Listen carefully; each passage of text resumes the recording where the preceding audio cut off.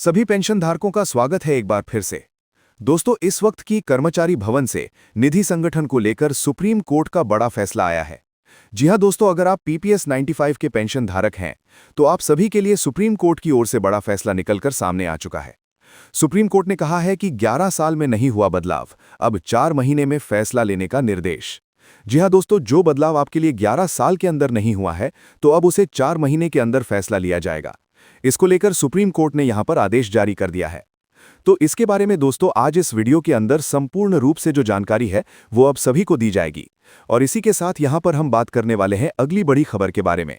तो पीएफ खाता वालों के लिए साल 2026 के अंदर 3 नए नियम। जी हां दोस्तों, न्यू रूल्स यहां पर कर्मचारी भविष्य निधि संगठन को लेकर बड़ी खबर निकलकर आ चुकी है। पीएफ रूल्स अपडेट निकलकर सामने आ चुका है। सुप्रीम कोर्ट के ऐतिहासिक फैसले से पीएफ खाता धारकों को अब राहत मिलेगी।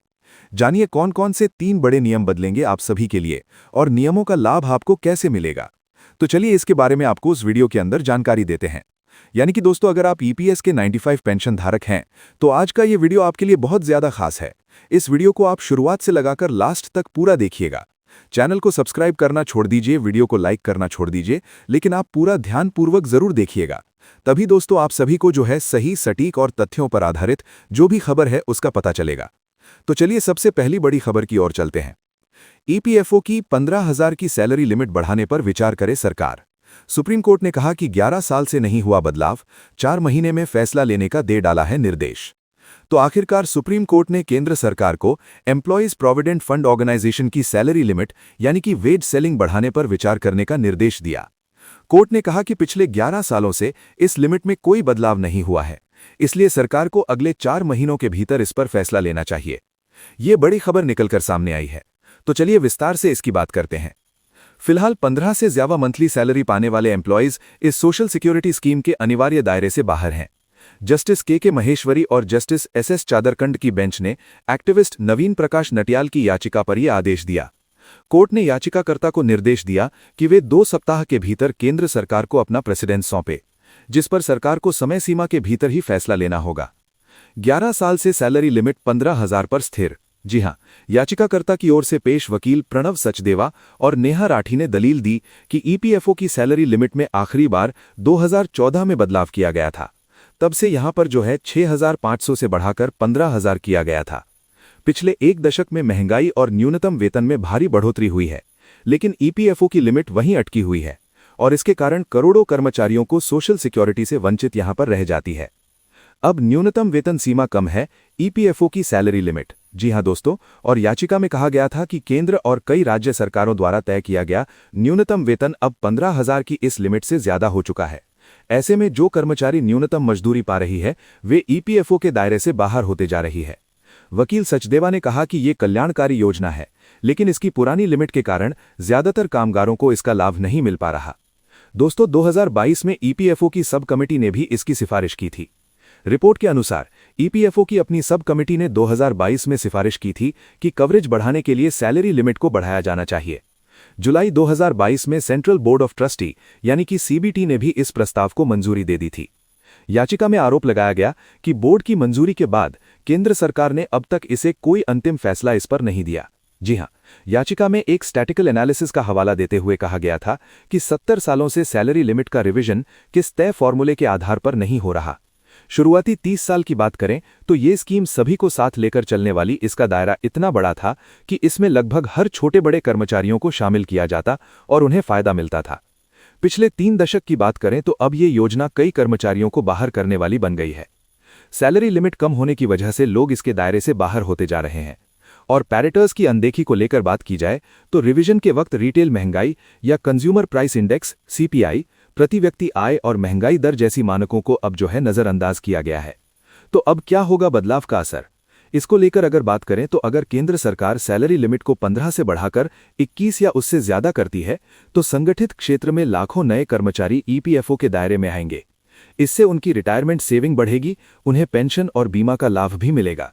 हालांकि इससे कंपनियां और सरकार पर वित्तीय बोझ भी पड़ेगा, क्योंकि उन्हें भी ईपीएफ में अपना योगदान देना होगा। लेकिन यहां पर जो है लाखों संगठित क्षेत्र के नए कर्मचारियों को लाभ देखने को मिलेगा।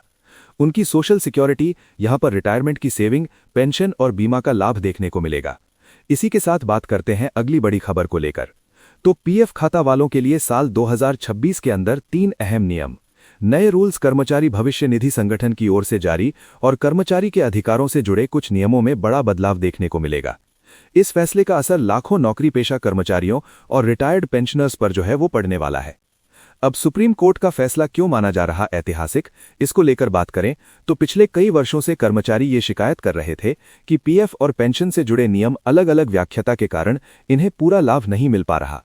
सुप्रीम कोर्ट ने इस मामले में कर्मचारियों के हित को प्राथमिकता देते हुए स्पष्ट निर्देश दिए, जिसमें 2026 में पीएफ सिस्टम ज्यादा पारदर्शी और कर्मचारी हित बनने की यहां पर उम्मीद जताई जा रही है। अब पहला बड़ा बदलाव, ज्यादा वेतन पर पीएफ योगदान का अधिकार। जी हां दोस्तों, सुप्रीम कोर्ट के फैसले के बाद यह स्पष्ट हो गया कि पात्र कर्मचारी अपने वास्तविक यानी कि हायर वेतन के आधार पर पीएफ में योगदान का विकल्प चुन सकते हैं। पहले कई मामलों में कर्मचारियों को केवल सीमित बेसिक सैलरी पर पीएफ का योगदान देने की अनुमति थी, जिससे भविष्य में पेंशन कम बनती थी।